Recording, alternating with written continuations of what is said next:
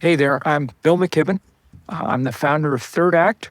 I write and I teach. Let's start with your personal interest in environmentalism. Can you give me your backstory of how you first came to see this as the issue that you wanted to spend your life working on? Yes, I first came to see climate change as the issue that would take up my whole life when I wrote the first book about it back in 1989. So I was finding out about it just about the same time that it was sort of dawning on anybody in the world that there even was such a thing as climate change. A few scientists had been working on it for some years, and as we now know, the oil companies had been working on it for some years and knew all about it.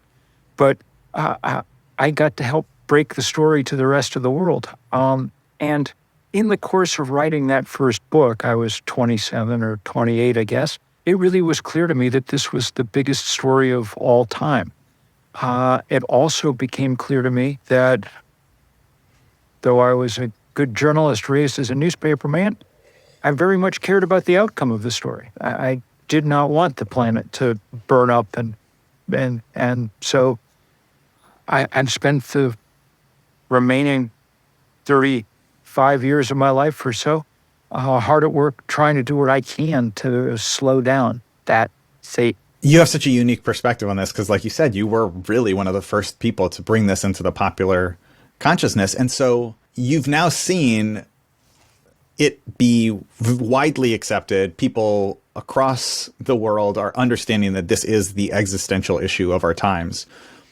And yet, as you've written about in another book, there hasn't been nearly the kind of change that you would have hoped for or that we would think when people accepted that this is the reality that we would make. I mean, we knew it was going to be hard.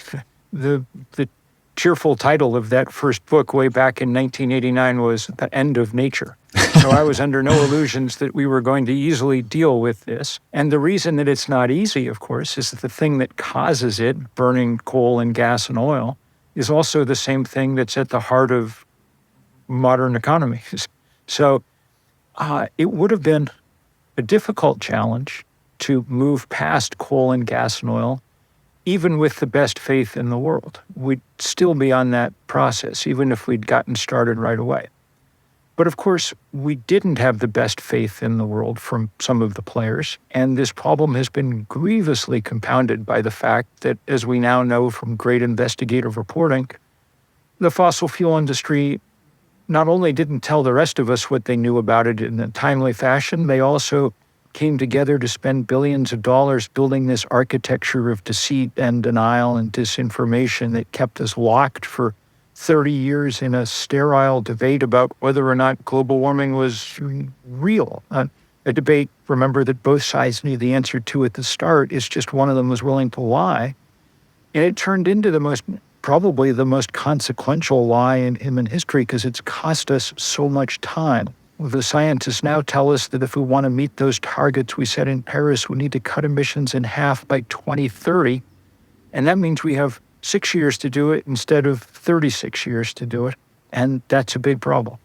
So this is where I sometimes struggle as a person, an individual, is it is such a huge issue, and it's been pushed on one side by the fossil fuel industry, and they've made giant systemic efforts to stop change from happening.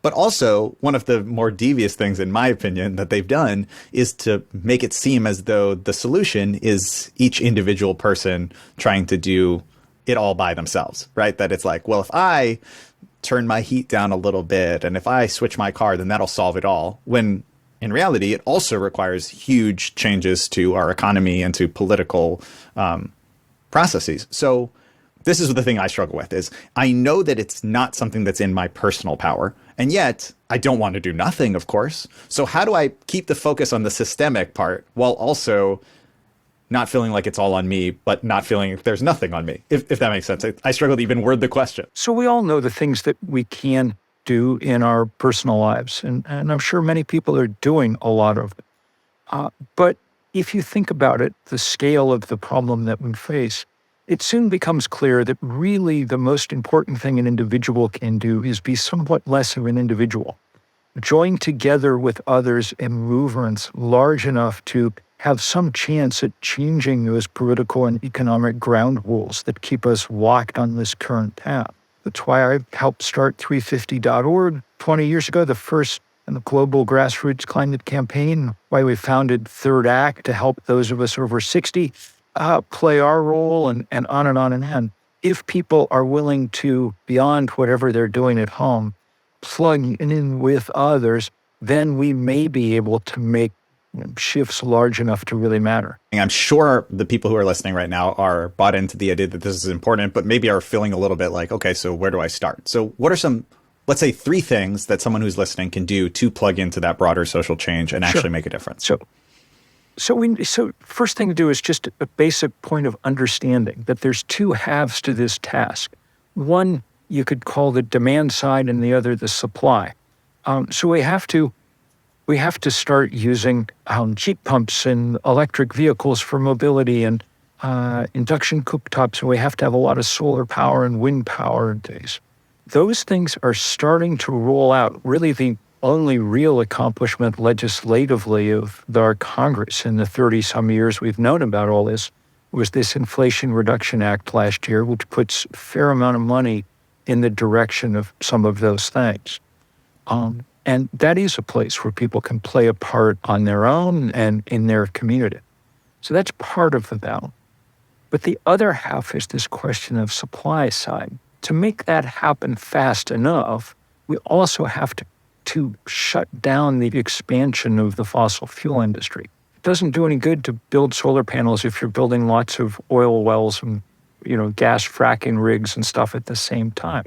So that's why we work so hard to do things like shut down new pipelines and put land off limits for leasing and on and on and on. So movements are essential for both these things. And you should find people doing this work. If you're under 30, the Sunrise Movement, the people who brought us the Green New Deal, they're fantastic. If you're over 60, Third Act, tell your grandparents about it. If you're in the middle, there's lots of people, the Sierra Club and Greenpeace and 1,000 other smaller groups at work on this, but all working in pretty much common consort.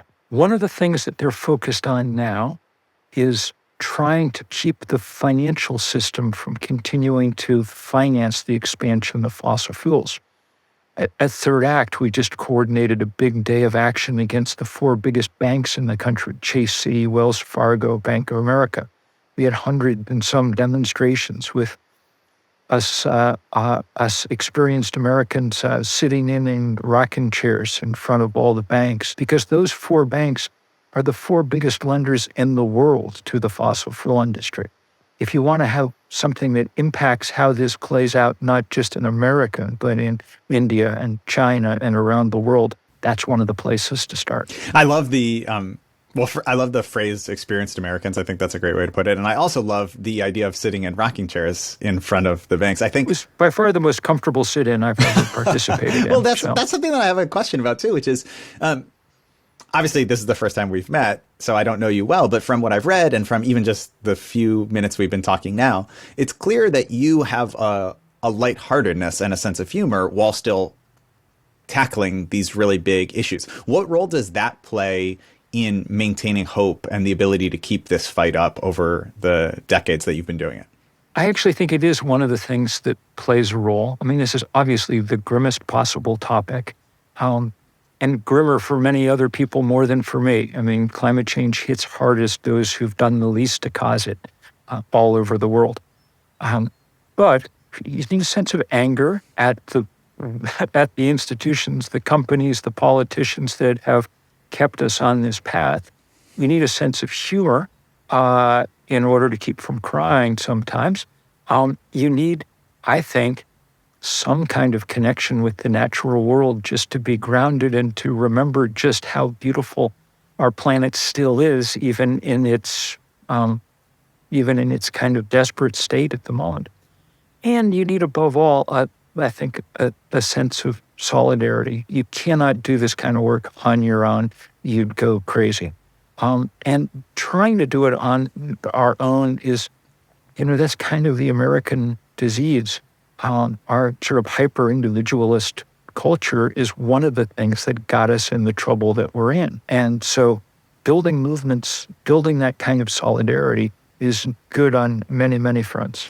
I think it's really important to acknowledge what you said, that the people who are going to suffer the most from climate change in the short term are the ones who did the least to cause it, right? That people in countries that have not historically put out these giant carbon emissions are really going to suffer. And yet, in a place like the United States, we have an enormous amount of power right now in many ways. And one of those ways is to change policy, both domestically and globally.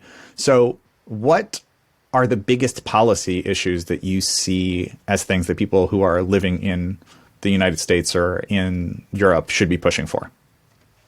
One, the very, very rapid rollout of sun and wind and batteries. These are the three technologies we have that are affordable and on the shelf and ready to go. In fact, the engineers have done such a good job that the price of power from solar farm has dropped about 90% in the last decade. We now live in a world where the cheapest way to produce power is to point a sheet of glass at the sun. It's a very new thing, and I don't think we've completely caught up with it yet mentally. I think we still sometimes think of these as alternative energies, the kind of whole foods of energy, and coal and gas and oil are the Sam's Club of energy, but that's not true anymore. So everything that we can do to speed that up, whether it's provide with a government support or at a local level to make it easier to permit and build things quickly because we're in a race against time. I certainly can't speak for other countries, but in the United States, where you and I both are, I often think that there are many more issues that unite people across the political spectrum than divide people. And certainly there are some very big, important ones that divide people. But when you think about something like safe, clean drinking water, when you think about air that is clean and you're able to breathe and it's not filled with wildfire smoke, when you think about natural disasters being minimal and you being able to recover from them and predict them, these are things that everyone wants, right? Everyone wants that for their family and for themselves. They don't want to live in an unpredictable, deadly world where they can't trust nature because it's trying to kill them, essentially. So a lot of it comes down, it seems like, to this narrative. And now it seems like part of the challenge is how do we weave a better, sustainable narrative of what our world is and what our country is that will allow us to actually survive into the next 100 years, 200 years, and beyond. Yep. Well, it's funny because this is the other half of the work we do at Third Act. We work on protecting the climate, but also the political climate. Because for people my age, it's strange, scary, and embarrassing to watch, say, a mob of people invade the nation's capital, killing police officers to stop the counting of votes. That's not something that even would have been comprehensible to an American of my vintage and when I was young. And so these things are very, very linked. You're absolutely right that most Americans want us to take action on climate change. But one of the reasons that we don't is precisely because the fossil fuel industry has done such a powerful job of gaming our political system. One of the advantages of renewable energy is nobody owns the sun nor the wind. And so almost inevitably you get a little more small d democracy as you move towards local renewable energy. And I think that explains why, of all the things that we poll people about in this country, the thing that people find the most agreement on is whether or not they like solar energy and want more government support for it. I think that conservatives often really like the idea of their own power plant on their roof and their house really is their castle now. And I think liberals are like, oh, the groovy power of the sun is uniting us all, whatever. That's okay. Those kind of differences one can work with, The differences one can't work with are the ones that where big forces in our society say, pay no attention to physics. if we do that, and that's what we've been doing, we're going to be in extraordinary trouble. And in fact, trouble that there really is no getting out of. This isn't like other political problems, because we're used to political problems that play out over very long time. As long as I've been alive in this country, we've been debating whether or not to have national health insurance. And I think it's a shame and a sin that we don't. And I know that people die and go bankrupt each year because we don't. And I trust that eventually we'll join all the other developed countries of the world in providing it. And when we do, it will not have been made harder by the fact that we delayed 40 years. But climate change is not like that. Once you melt the Arctic, nobody has a good plan for how you freeze it back up again. So our job now is to move fast to do this, and that's where the political divisions get in the way. The truth is, most debates are best solved by compromise, because they're debates between different groups of people with different ideas and interests, and you need to meet in the middle somehow and come back 5 years later and argue it out again, and 5 years after that, and you slowly move the needle in the right direction. This debate, at its heart, is between human beings on the one hand and physics on the other. And that's a very hard debate because physics is immature. It doesn't compromise. It won't meet you in the middle. It's just going to do what it's going to do. Doesn't that then lead to a real difficulty in making progress, which is that anything short of 100% feels worthless? Well, it's not worthless. The outcome is not binary. We're not going to stop global warming at this point. We've waited too long for that. We've already warmed the planet a lot, and there's momentum behind it. We'll warm it some more. The question now is, can we stop it short of the point where it cuts civilizations off at the knees? And that's not at all clear. And I think the consensus among people who think about that at this point is that if we let that happen, that's probably too much violent chaos and flux for our societies to withstand. 1 million refugees flooding into Europe from the Syrian civil war was enough to discombobulate the politics of that whole continent. Multiply that by 1,000 and, try to imagine the world in which one lives. So our job is to hold that temperature increase as low as possible. And everything we do that's of significant size helps with that.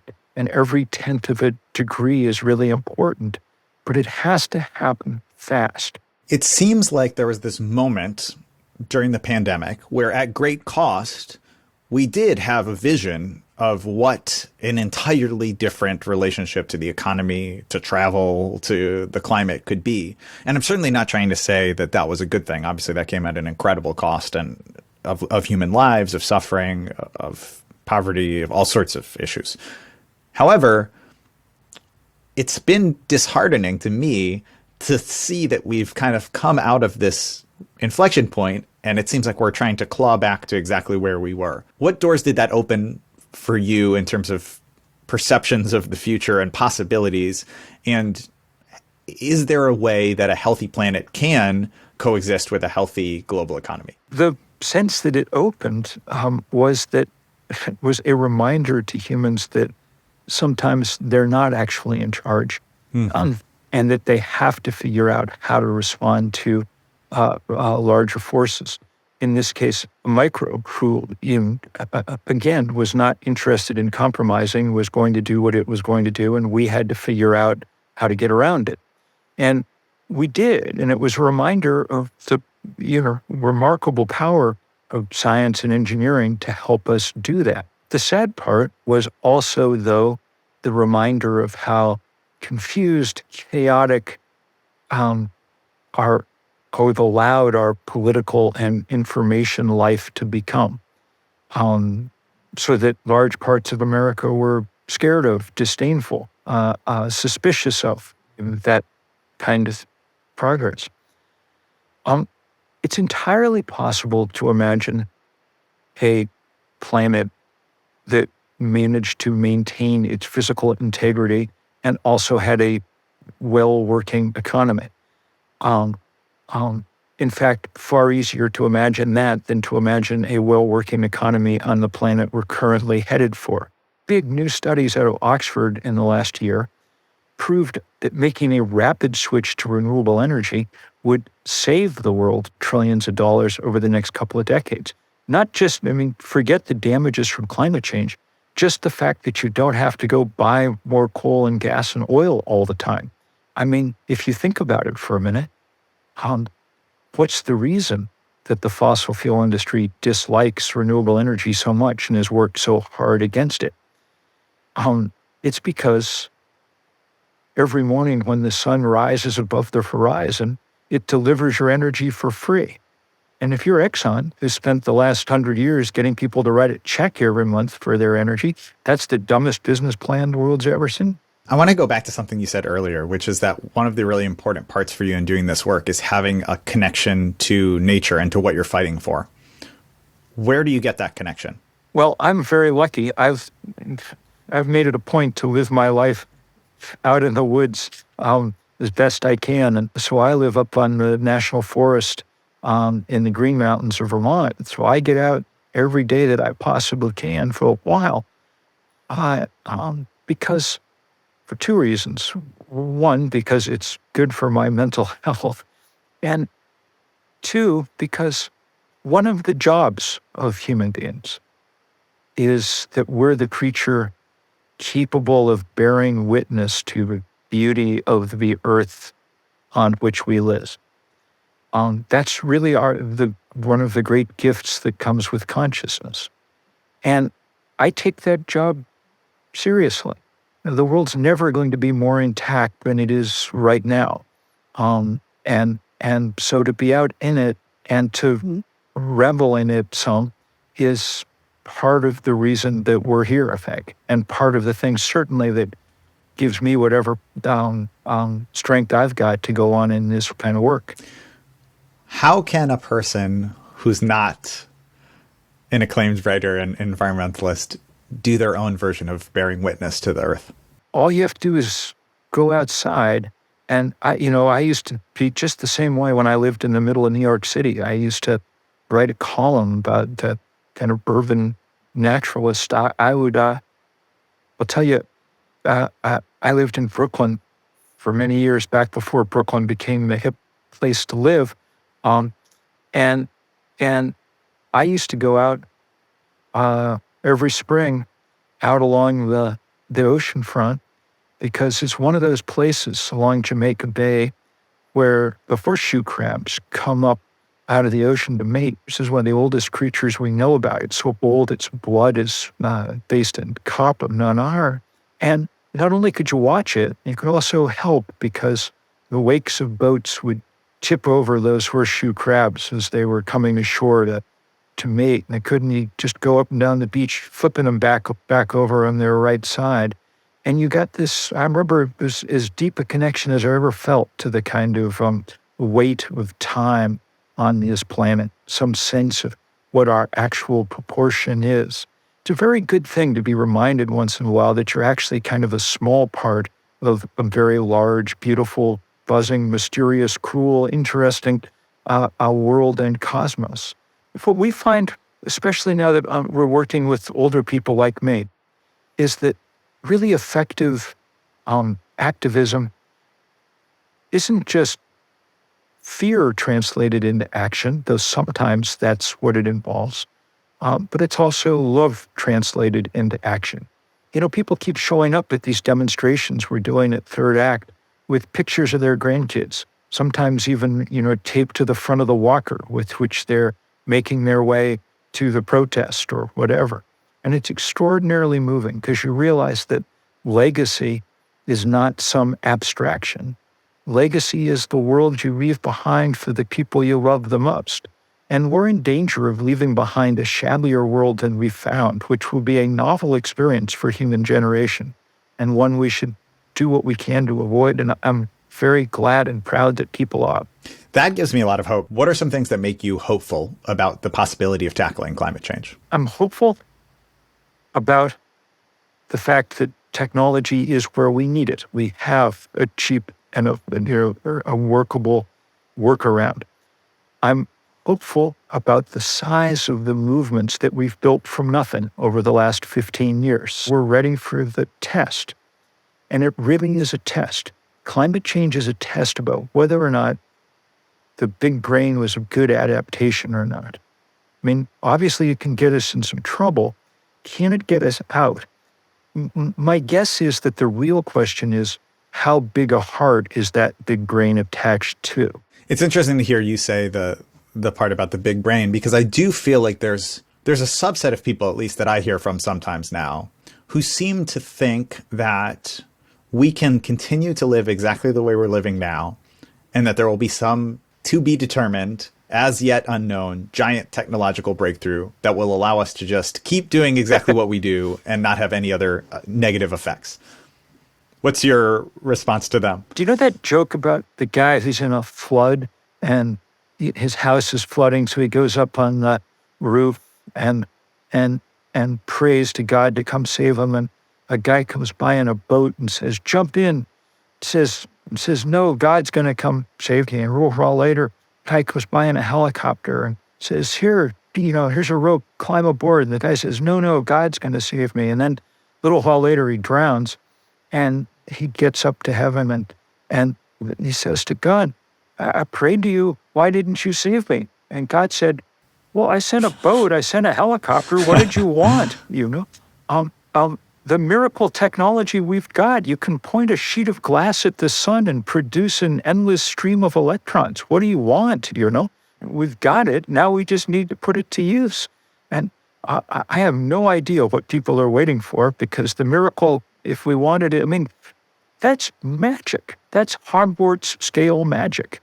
Point a sheet of glass towards the sun and out comes heat and light and information and everything else that, modernity consists of. Good enough for me. The solar panels on my roof are powering our conversation here today. That's actually the same for me too. The solar panels on my roof here are powering, both ends of this conversation are being powered by solar at this moment. There you go. A lot of the issue, at least as far as the culture shift that needs to happen, seems to me to be a little bit of having to admit that this framework that we've been operating under, that we can take whatever we want, as much as we want, and waste as much as we want, was wrong. And we kind of need to apologize for that and make amends. And there's a lot of people who don't like to apologize, and they don't like to admit that they're wrong. And I wonder, sometimes it's framed as we have to figure out these new ideas. But it seems like actually a lot of these ideas are the ones that Native and Indigenous people had been and have been doing for a long time, of being good stewards of the planet and being more communally minded. If you're working on these issues, one of the first things you figure out is that an extraordinary amount of the leadership for the climate and environmental movement comes from Indigenous people on this continent and all over the world. And one reason for that is that they're often in the firing line, on top of land that people want to steal to get fossil fuel, or on low-lying island nations that are about to get overrun by the sea and whatever. But it also has to do with what you're saying. And I find power in the fact that the oldest, most ancient wisdom traditions on this planet, Indigenous wisdom traditions, find themselves very much in sync with the newest wisdom traditions on the planet. And what they have in common is a sense that the conventional wisdom that most of the rest of us hold, that we're just going to keep on growing the size of things forever and so on, is not true. And I think that convergence is a very powerful moment, or could be. And it's one of the reasons why it's so important that those are the people who are at the absolute forefront of this work. We've talked about, because of your work with Third Act, we've talked a lot about what older folks can do to be a part of this. What about a little bit on what young people who are just, coming into their own independence and adulthood? Young people are doing all the work, man. When I founded 350.org, it was with 7 college students. We started this vast divestment campaign, now at $40 trillion in endowments and portfolios that have sold their fossil fuel stock. That was mostly done on college campuses. And the kids who did it when they graduated went on to form this Sunrise movement that brought us the Green New Deal and hence the Inflation Reduction Act. Meanwhile, the really young kids we're all rallying behind Greta Thunberg and the 10,000 other Greta Thunbergs across the planet. So they've done their job. Now they need the rest of us to back them up. For all their intelligence and energy and idealism, they lack the structural power to make the changes we need in the time that we have. The reason I'm organizing people with hairlines like mine is because people over 60 have structural power coming out their ears. You know, we all vote. There's no known way to stop old people from voting. And we ended up with most of the resources. So if anyone's going to be able to help back up those young people in the lead, it's their grandparents, and that's our task. Well, Bill McKibben, it's been an absolute pleasure talking to you. And a great pleasure for me too. Many thanks, Matt.